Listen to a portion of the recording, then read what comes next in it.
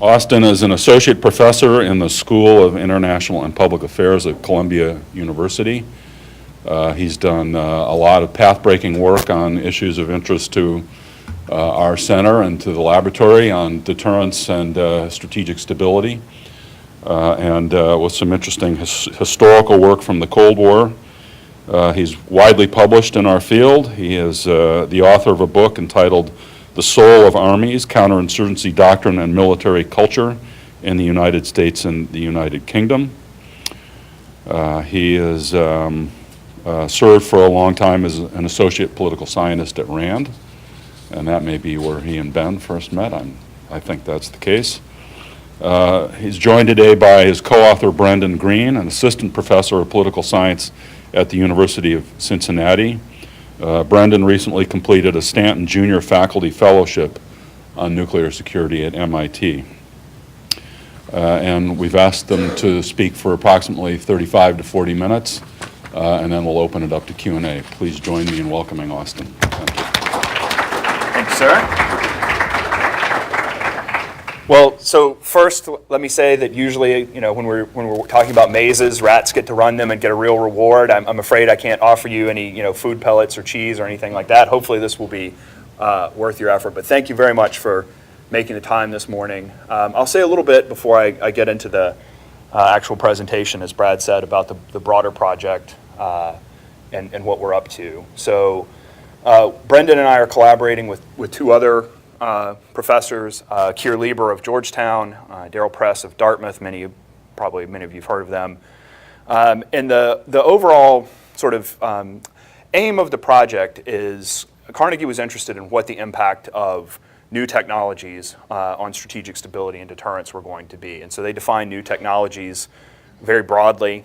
So different people take different slices. There's a project at RAND that's being funded that looks just specifically at the impact of hypersonic glide vehicles. For our proposal and what we're doing, we sort of have two parts. One that's very technical and empirical, which is what Daryl and Keir are doing, looking at the impact of many things that were built here at Livermore in terms of improvements to guidance, improvements to warhead yield, the ability to do reprogramming of missiles, things like that. ISR improvements, so the improvements in synthetic aperture radar and things like that. So it's a very empirical and technical look at what a lot of technologies that each individually are sort of incrementally threatening strategic stability by making things like counterforce first strikes possible. But taken together, they think that there's actually a much greater impact than is widely appreciated. So that's the sort of technical and empirical side. Brendan and I were interested in something that's, I think, very important and practical. So when I say that it's more abstract and theoretical, I don't mean sort of off in the clouds abstract and theoretical. It's just more of a set of capabilities was what we were interested in. And this comes out of some of the historical work that Brendan and I have done that Brad mentioned, looking at the Cold War. And we can talk about it. I'll mention it in passing during the presentation.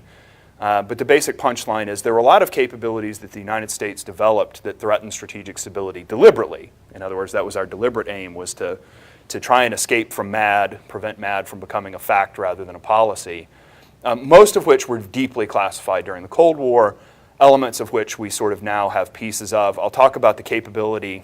I'll go ahead and put my outline up there.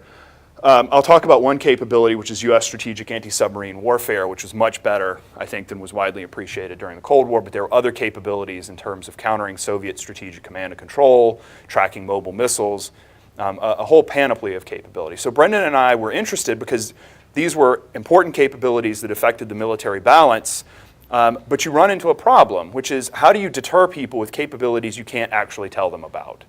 And that seemed to be, to us, a real problem, and one that we think is only going to get worse, as I'll talk to in a moment. We're trying to get as many different perspectives on this as possible. So again, thank you very much for coming out here. We'll take any kinds of questions and comments. But I did just want to mention, we've done 2 international workshops. Carnegie was very interested in us getting not just sort of US perspectives, but international perspectives. We've done 2 so far. We did one in Seoul in June, and then we did one just last week in Beijing.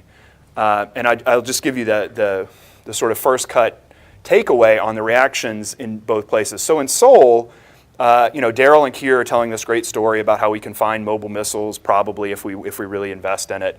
And Brendan and I are telling them that there may be all kinds of neat technical capabilities that are in SAP compartments and things like that. And the Korean reaction was basically, oh, that's very interesting, and we very much hope it's true so that you can help us with our North Korea problem, but we're really worried that it's not true, and you're kind of pulling our leg a little bit.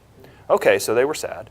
And then we went to Beijing, and the reaction was basically like, well, first, we're glad to discover that Brendan and Austin, who have written about holding nuclear forces at risk, and Keir and Daryl, who have written about it, we're first happy to discover you guys don't actually have horns and like American flag tattoos on your chest and are just raging nationalists. So that's good, but everything else you're saying is terrible and terrifying, because we actually do believe that you have these capabilities, you say, and that it holds our nuclear forces at risk, and don't you really just want to go after our nuclear forces because you're raving lunatics? And in fact, one of our discussants basically said, these are very interesting presentations, and we think you're actually part of the campaign to signal all of these capabilities to us here in Beijing and tell us we should be very afraid. So that was interesting to see the reaction from sort of an East Asian ally and an East Asian, whatever we're calling China, potential competitor, I guess might be the nice term. We're going to do a workshop in London and then Moscow. I anticipate there will be similar bifurcation of reactions there next year, but we'll see. So anyway, that's the sort of preface of we're getting different reactions depending on whether we're talking to allies or adversaries, potential adversaries, I should say. So quick outline of the talk, which I'll try to get through very quickly because we very much are at a, we've thought about this for a while, but we're still really developing this. I mean, after Beijing, we spent a whole day sort of digesting comments and re-wickering things. First I'll define clandestine capabilities. I'll talk a little bit about the questions we're interested in, which are how do clandestine capabilities affect world politics, particularly what strategies can states adopt regarding clandestine capabilities. And then I'll talk a little bit about our preliminary case study, which is really just a plausibility probe to say, are the things we think are theoretically right, do they match in any way what we know about the real world? And I'll try and do this fairly quickly.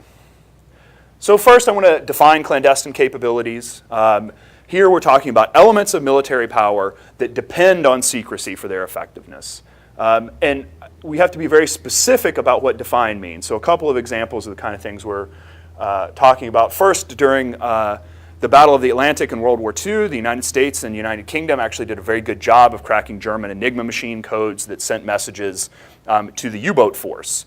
Once we were able to crack those codes, it gave us a really strong advantage in that battle in terms of being able to reroute convoys and route anti-submarine warfare assets. The problem was, if the Germans found out about that capability, they could imminently fix that vulnerability by changing the Enigma machine, and that would be hard, but certainly very far from impossible. Another example is in 1973, the Israelis actually had two different sources of what they thought would be absolute clear warning of war. One was a human intelligence source who actually just passed away a few years ago, or actually earlier this year. The other, and this is according to unclassified sources, but they seem authoritative, was they had essentially bugged the Egyptian high command war room. But the problem was they never wanted to turn it on because as soon as it was on and transmitting, there was a risk of compromise. So because they had not received a tip from human intelligence and they sort of had a predisposition to believe the Egyptians were not going to go to war until they'd rearmed a great deal more, they didn't turn it on. So this was a capability they didn't want to risk compromise because it could easily be countered by the Egyptians. They could just find the bug and pull it out. But it would have given an enormous advantage had they used it.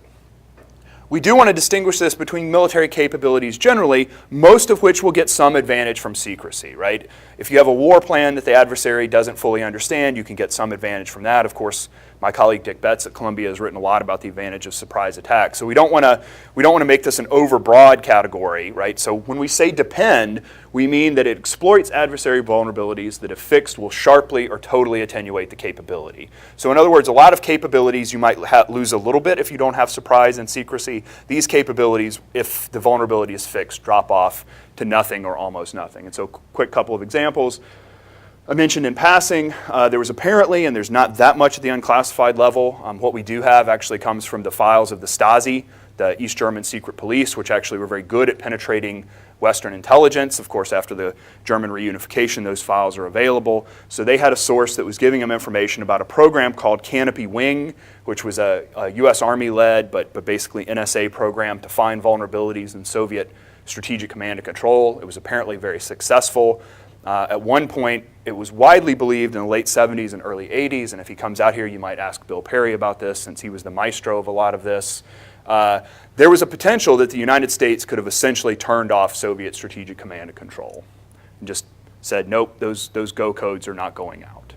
The Soviets later apparently fixed the vulnerability, but once the vulnerability was fixed, that capability didn't decrease a little bit, it went to zero, unless you could reestablish some sort of access in another vulnerability. The other capability we talk about is Combat Tree, which was a system to trigger identify friend-foe transponders in the expert version of Soviet MiGs. This was a big debate about using this capability in the air war over North Vietnam. It gave you a huge air-to-air advantage because you essentially knew if an IFF was triggered on a MiG, it was the bad guy, so you could fire a missile without even having to see him. And two, it extended the range of detection. So it was a great capability, but there was a debate about using it over North Vietnam because there might be other scenarios in which this capability might be useful, but if the Soviets found out about it, it would be non-trivial to fix, but you could fix it by just replacing the IFF. So those are the kind of capabilities we're talking about. If discovered and the vulnerability is fixed, what is potentially an enormous military advantage more or less goes to zero. So that's, I think, important historical examples. We believe these capabilities are not new, but are increasing in salience for a couple of reasons. One, big improvements in C3I or C4ISR or whatever acronym you like to throw out are making new ways to create vulnerabilities. We highlight a couple, so tagging, tracking, and locating technologies. These are essentially things you can put on a target and be able to track it. These capabilities have gotten so small and so inexpensive that the New York Police Department, where I live, was putting them in pill bottles so that when people would come in and do a snatch to get OxyContin or whatever pills, they could then track them down and find them. So they're affordable enough NYPD could do them. They're small enough you could hide them in a pill bottle and yet still find somebody in an urban area. Unattended ground sensors, these are basically things that look like rocks but have a variety of sensors in them and they can transmit to satellites. So there's a variety of ways to create covert vulnerabilities in adversary strategic forces, as you can imagine. But if they're revealed, if the adversary knows you're putting these things on their, say, their mobile missiles, they can very easily come up with countermeasures. So we think improvements are creating these capabilities. But the flip side is increasing reliance on these systems for military operations, right? Systems of systems approach create a lot of vulnerabilities. So offensive cyber operations, we think, are the sort of paramount example of this in the 21st century. They rely completely on vulnerabilities in adversary communication systems, may give you an enormous capability to inflict damage or attenuate their military capabilities, but they depend on vulnerabilities. If I know, where the flaw is because you've told me, then I can very easily patch that, relatively speaking. And then signals intelligence-based targeting is similar. If adversaries understand how you're finding them by tracking their communications, either through decryption like the British did with Enigma, or just through direction finding, then they can change their communications protocols. So we think these are not new capabilities, but ones that are vastly proliferating in the 21st century. So why do we care? What's the problem with this? Most rational theories about deterrence, warfighting, why wars happen, assume that what's not known to both sides is the intention and sort of how hard you're willing to fight. But the actual military balance may be a little murky, but is more or less clear because people can count warheads, they can count tanks, they can count delivery vehicles, they can count lots of things that don't lose their efficacy if they're revealed to the other side. These capabilities, on the other hand, make the military balance incredibly opaque, at least potentially, right? So you may think you have an air defense system that's incredibly capable, but the United States or some other country has developed a way to more or less turn that off with an offensive cyber operation, right? So you think you're this strong, but in reality you're this strong. That could have huge implications for how you think about deterrence that have nothing to do with how hard you're willing to fight or how hard the other side is willing to fight, but are fundamentally about capabilities and the military balance. So we're undermining this assumption. They create a tension, we argue, between military utility, your ability to use these capabilities to fight, and political utility for things like deterrence, assurance to allies, even compellence, right? So I'm going to come beat you up if you don't do what I want. You think you're much stronger than you are, so you say bring it on, and I actually have to come do that rather than you exceeding. And it creates two kinds of information management problems. So there's the external information management problem, right, which is how you communicate these capabilities outside. Here, Brendan talked me out of putting a clip from Dr. Strangelove, so I'll just talk to it, right? There's the scene, many of you, I assume that's required watching out here, good. So there's the scene where the ambassador, the Soviet ambassador, is describing the Doomsday Machine, and of course, you know, Dr. Strangelove has his spiel about it, which concludes with, "Why didn't you tell the world, huh?" Right? You have to tell people about these capabilities in order to get deterrent value from them. And so that's the real problem on the external side. If I can't tell my allies about it because I fear they're going to leak, certainly can't tell my adversaries about them because they'll fix the vulnerability the capability exploits. You can have a variety of political utility failures that stem from the nature. But there's another problem which I didn't fully appreciate until I spent the year on the joint staff that Brad referenced, which is there's an internal information management problem inside your own government, right? Typically we treat governments, we sort of know that there are different bureaucracies, but we treat them as unitary actors where there's one brain that knows everything that the capability can do. Of course, you guys all know, right, that we have different compartments that things live in, and maybe everybody doesn't know everything. We think these problems compound that. And so the example I'll give, I was helping build a war game that the Joint Staff was going to conduct at the TSSCI level. And I was talking to one of the war gamers in the J8 that sort of sets up all the war games for the Joint Staff.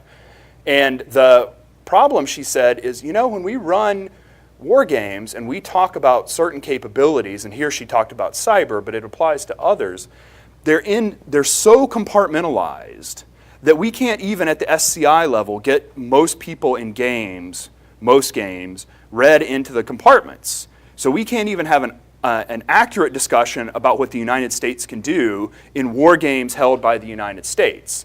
She said instead what happens is we just sort of say, and then cyber happens, right? And she called it, you know, it appears as magic pixie dust, right? And so you're having senior policymakers that are getting educated on how to think about these capabilities that in many cases they don't actually know how they work. And that's okay to an extent, but if you don't know how they work, then you may miscalculate on the strengths and limits of things.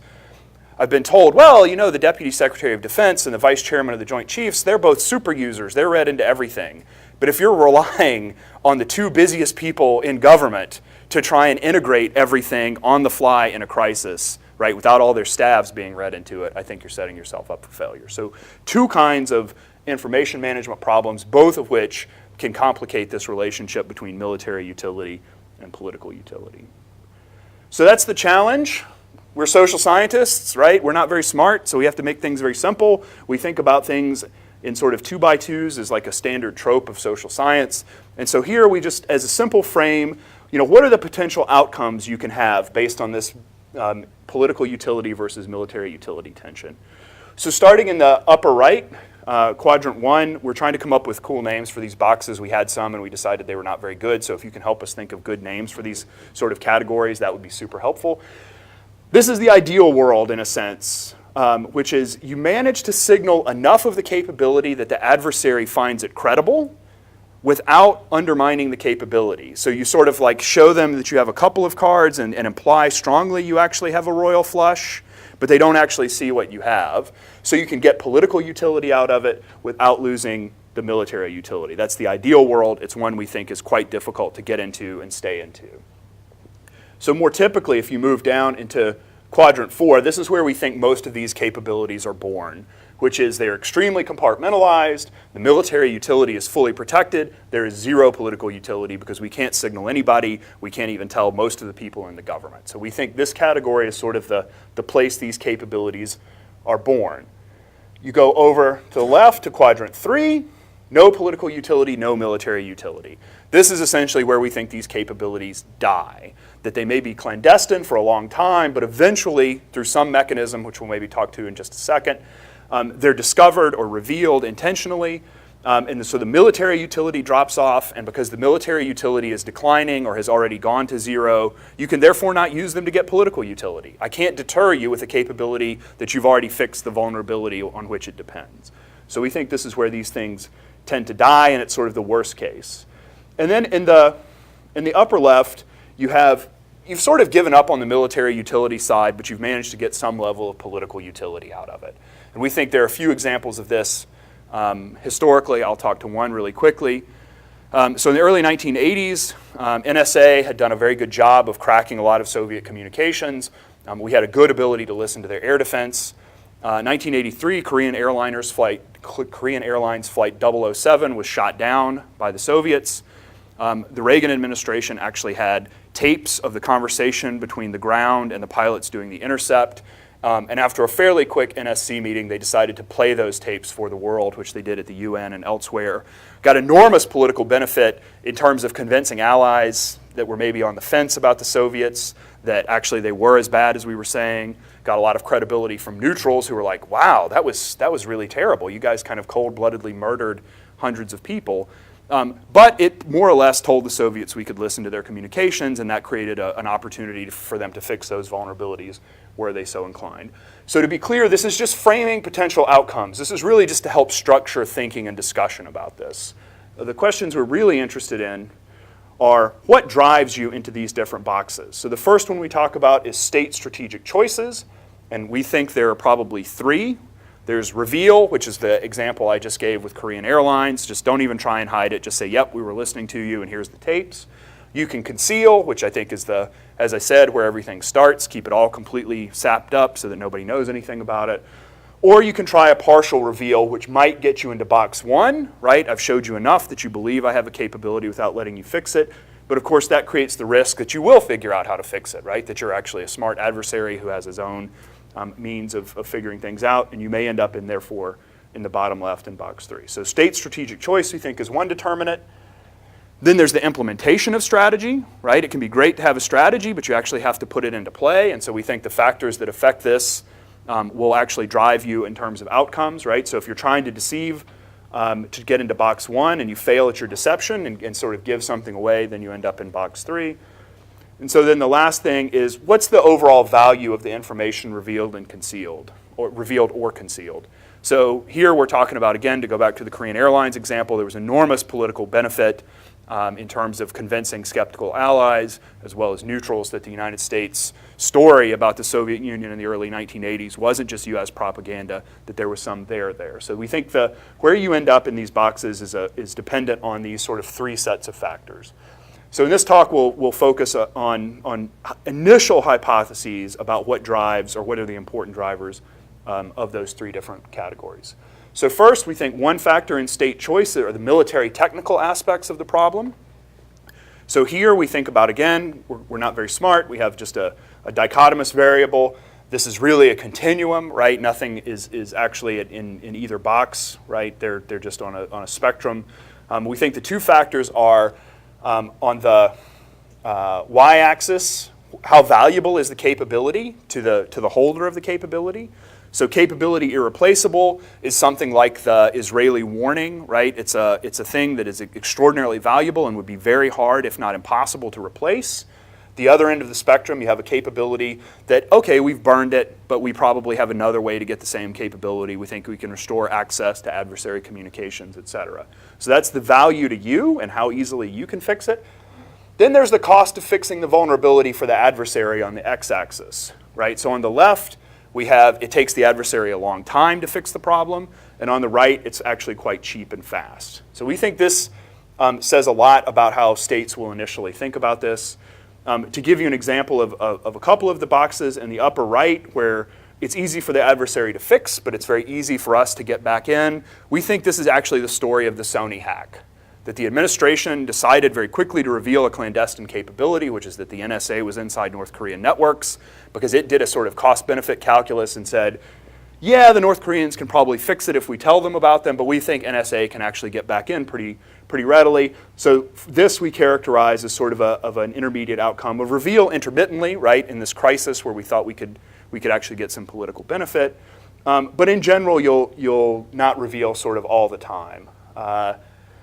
At the other end of the spectrum, where you have adversary reaction would actually be quite easy, but the capability is irreplaceable, I think you could put something like Stuxnet, right? This elaborate capability that depended not only on the malware itself, but also the ability to get inside the Iranian facility, which was air-gapped and heavily guarded. So the access and the capability was probably irreplaceable. Once the adversary found out about it, they could take a lot of that off the table. So this is sort of framing the, yes ma'am? You said you were going to present initial hypotheses. Are you getting to that, or have you just So this is a hypothesis. So what would the hypothesis be that would show, let's say, revealing about Sony versus Stuxnet? So the hypothesis is that in, do I have a laser? The hypothesis is the technical factors behind the Sony hack are that we think we could probably easily get back inside these networks. So that means we're on the top part of the box, but we think the North Korean reaction is actually pretty easy too, right? It won't take them that long to fix. So it's a rapid cat and mouse game where it's cheap for both sides. But this, we just don't ever think we're getting it back. Does that make sense? Okay, good. So we think another driver of state choice are the political horizons. So in crisis, well, we think you can reveal in wartime, crisis, and peacetime. In wartime, we think choices will be dominated by military considerations. Again, that's a hypothesis, so we're happy to hear counter arguments. In crisis, the choices are characterized by real potential high payoff, right? So if you imagine the Cuban Missile Crisis, the United States could have said, we have a clandestine capability that would actually render inert, not just be able to sort of attack, but would render inert all Soviet nuclear weapons, would have had tremendous payoff. But the possibility the payoff could be quickly reversed, right? Because you've revealed to the adversary a capability that depends on a vulnerability that they can set about fixing, and then maybe you have an even worse Cuban Missile Crisis in 1964. So our empirical example of this is the Indian nuclear test that didn't happen in 1996. And the reason it didn't happen in 96, at least the open sources say, is that our ambassador was given overhead imagery of Indian preparations for the test. He went into the Indian government, issued a démarche, and said, we know what you're doing. Here's how we know what you're doing. So knock it off. And the Indians said, thank you very much. They looked at the pictures. They said, okay, we know when the satellites are going to be overhead. We know what the resolution is. Let's go to town being able to come up with countermeasures to conceal our preparations for a test. They were very successful, and the intelligence community was quite surprised in 1998 when the test actually happened. So we think that's an example of why revelation in crisis is going to be infrequent and typically depend on the ability to lock in gains, right? So this might be a compellent story where I reveal a capability in a crisis, you back down, and I take something from you, and then you'll have to reverse the new status quo. So if you can lock in gains, we think that might take place. But typically, we think the story is going to be one like the Indian nuclear test, and that tends to be rare because states just don't want to burn these capabilities for ephemeral gains. Unless, as we talked about on the previous slide, they think they can get the accesses back pretty quickly, and maybe it takes a lot for the adversary to fix the vulnerability. Excuse me, if the state is about to, if your opponent is about to figure out something anyway, won't that be a temptation to reveal, or is that too artificial? No, I don't think it's an artificial case, but it would require you to know that they've sort of are on the cusp of figuring it out. That's absolutely right, and the Cold War ASW story has an element of that into it that we'll get to in just a minute. So, but you're absolutely right in your thinking on this. So we think the peacetime environment is actually the case where you see the most sort of thinking done about this, right? Because there are a variety of things from the strategic interaction in peacetime that revelation can potentially send signals about. So one is just the near-term military balance. If we fight tomorrow, you thought you were this strong, but you're actually this strong.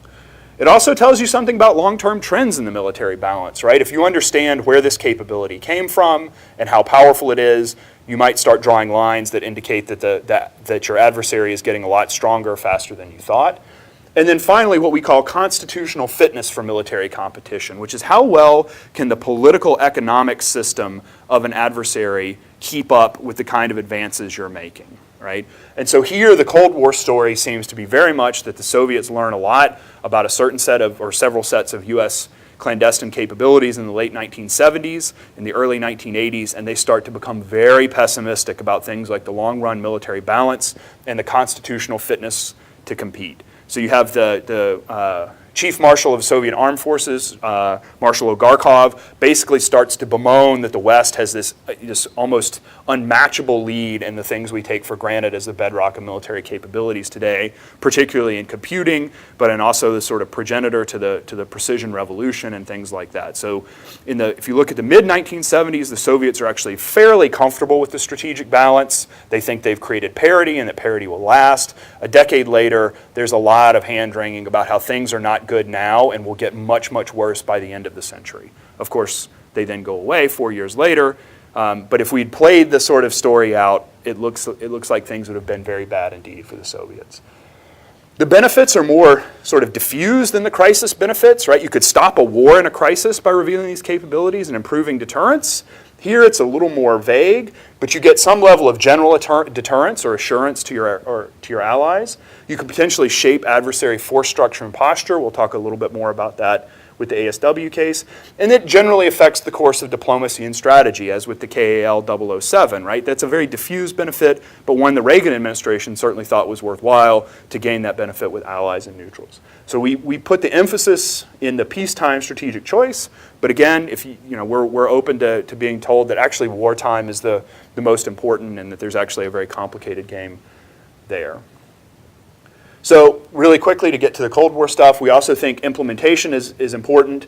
Here we think there are two big factors about choices about revelation. In other words, I'm going to reveal things to you, or concealment. How well can I protect things that are in SAPs, right? So just because I've created a SAP doesn't mean the other side's intelligence service can't ferret it out. And of course, the example we're about to give you with the strategic ASW in the Cold War is full of US highly classified programs being compromised. We think, so effectiveness of intelligence and counterintelligence is a big determinant. Sorry. SAP is an acronym, not everybody in the room. It's a special access program, right? So it's a compartment that not everyone in government has access to. There's typically a read-in list that's quite restricted for some programs. It's basically a measure of how tightly controlled in the internal environment that information is, right? So even though these programs were tightly compartmentalized, where not very many people knew about them, and in fact, strategic ASW was probably one of the 2 or 3 biggest secrets the US had during the Cold War. The Soviets are still able to find out certain things about it. So effectiveness of intelligence and counterintelligence. The other piece is the target's mindset. Some targets may be predisposed to be deceived in certain ways if you can take advantage of it, because they're sort of always going to be looking over here, and if you say, oh, look, over there, that's what's going on, you might be able to better conceal or partially reveal certain capabilities. So we think deception is a key opportunity if you can take advantage of the mindset and have a good intelligence and counterintelligence program of your own to implement a partial revelation. And so here the sort of hypothetical is, imagine that a country has an offensive cyber capability targeting an adversary air defense. In other words, we have a way to turn off adversary radars or misdirect them through manipulation of the computer systems of the adversary. Well, if we tell them that, they will immediately start to scramble to fix that and say, where are the vulnerabilities in the code? Where are the vulnerabilities in communication? What if we show our aircraft appearing undetected briefly over their airspace and have a deception story about how we have a novel form of stealth, right? So there's been work on esoteric things like plasma-based stealth. Maybe we have a whole deception campaign that says that's the actual secret. The adversary starts to look over there, so they're aware of the capability and its effect, but they attribute it to some other capability. So we preserve the capability and its military utility, but begin to get some political utility in it. So we think deception is a big story here. This was what the British did within the Enigma codes I mentioned earlier. They had elaborate cover stories about human sources and radio direction finding that were intended to, the Germans would inevitably find something out about it, if only to say, why do the British keep sending all their ASW stuff wherever we are, right? The adversary can start to learn. This deception campaign is intended to preserve the capability. So a very quick look at strategic ASW just as a plausibility probe, and then we'll get to Q&A. So very quickly, a couple of things about strategic ASW in the Cold War. It really depended on a couple of things. The first was the US had a passive acoustic advantage. That is to say, it could hear better and was quieter in the submarine world than the Soviets. So the sound surveillance system, SOSUS, allowed us to detect Soviet submarines at very long range, essentially on the other side of the Atlantic. We could actually detect in a general way where their submarines were. We also had SSNs, attack submarines, that were then positioned to go after, and eventually we were able to trail Soviet submarines, ballistic missile submarines, with our own attack submarines, and essentially able to hold them at risk for much of the Cold War. So the passive acoustic advantage was a big part of it, but it depended on the U.S. remaining quieter than the Soviets. And quieting submarines is, well, it's not rocket science, but it is science. But it's not science of a kind that we didn't think the Soviets couldn't figure out. A lot of it comes down to attention to detail, making things very machined in a very precision way, floating your reactors, things like that. Things that were eminently doable by the Soviets, and we expected them to catch up if they knew they had a problem, right? You have to know you have the problem that makes you vulnerable. The other piece that was important was U.S. signals intelligence, one that's been revealed, and again, this shows the importance of it, the intelligence game. So Ivy Bells was a program from NSA and the Navy that tracked Soviet undersea naval communications.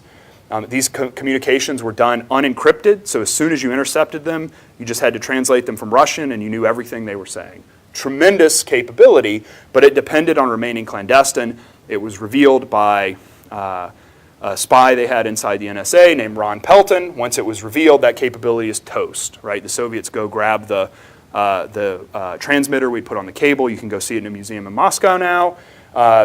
And they started encrypting those communications, right? So that was a big part of it. We think there's other communications intelligence programs that we're just unaware of because they haven't been compromised, or at least there's nothing in the public domain about them. But the point is we had two sets of clandestine capabilities that together gave us an enormous capability against Soviet ballistic missile submarines.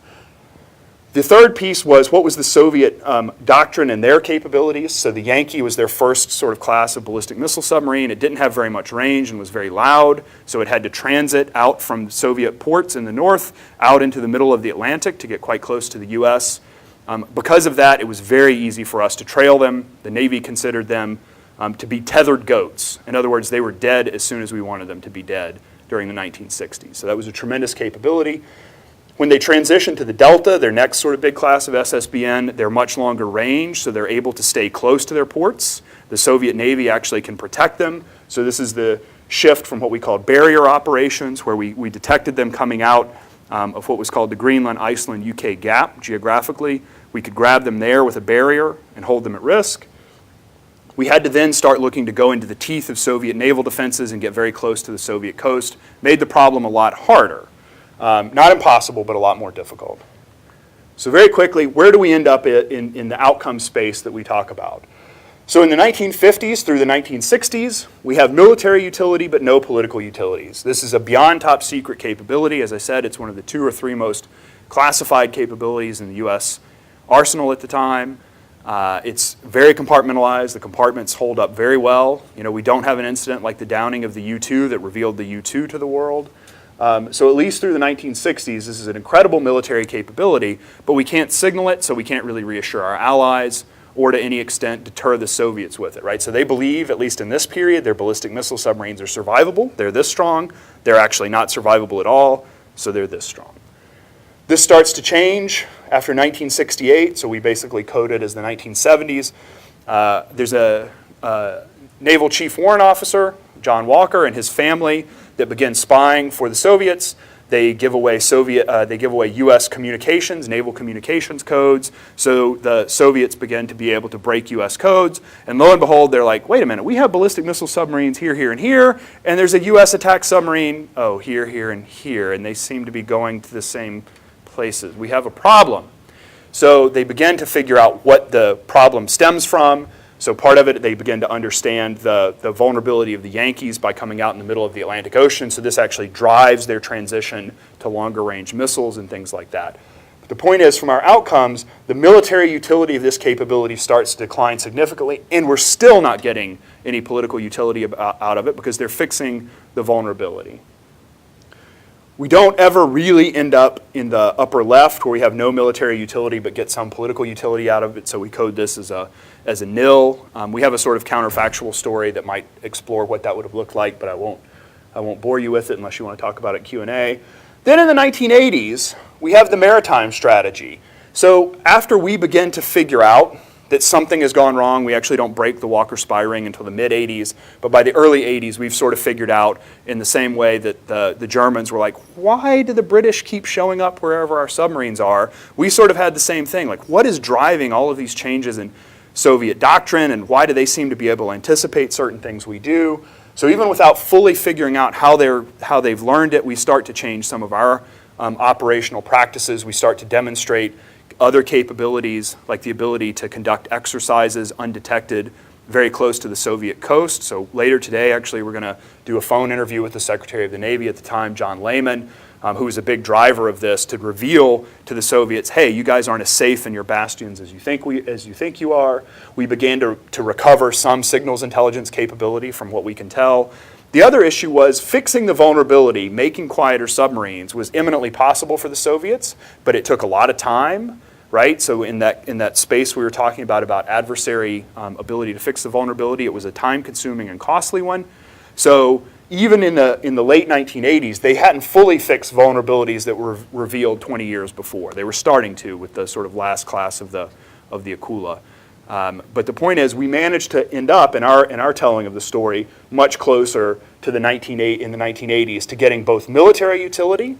Certainly, the commander of Pacific Fleet in the mid-1980s, Admiral Jeremiah, has a great quote in an unclassified Navy publication where he essentially says, "We were trailing all of their submarines in the Pacific, and I thought we could do something quite serious to their fleet in almost any circumstances." So he thought we had recovered some of that capability. And we were also getting political utility out of it because the Soviets had learned quite a lot about it and yet still hadn't been able to fully fix the vulnerabilities. So in terms of them thinking about the long-term competition and the military balance, they were really quite worried, as I mentioned earlier. So conclusion, we're looking to you for help. So first, does this story make sense? How should we modify or amplify our framework for thinking about this? Are there other examples we are missing? We're sort of in the business of collecting examples of these capabilities, which are by their nature self-hiding, right? We're talking about capabilities that states often go out of their way to conceal, so we need as much help in finding empirical examples to sort of build this out as possible. We realize that the classified nature of these capabilities may mean that we have to talk in hypotheticals. So I gave you the hypothetical about offensive cyber operations versus stealth in terms of thinking about deception. Are there other hypothetical examples we could use to discuss sensitive capabilities? And then finally, general thoughts, questions, or comments. We think we're onto something important that will be increasingly important over the 21st century, but we may be wrong. We may have be chasing down a rabbit hole that's not really worth pursuing. So any thoughts you have about the utility of this, how to make it better, what we've gotten wrong, we'd very much appreciate. With that, I'll stop there.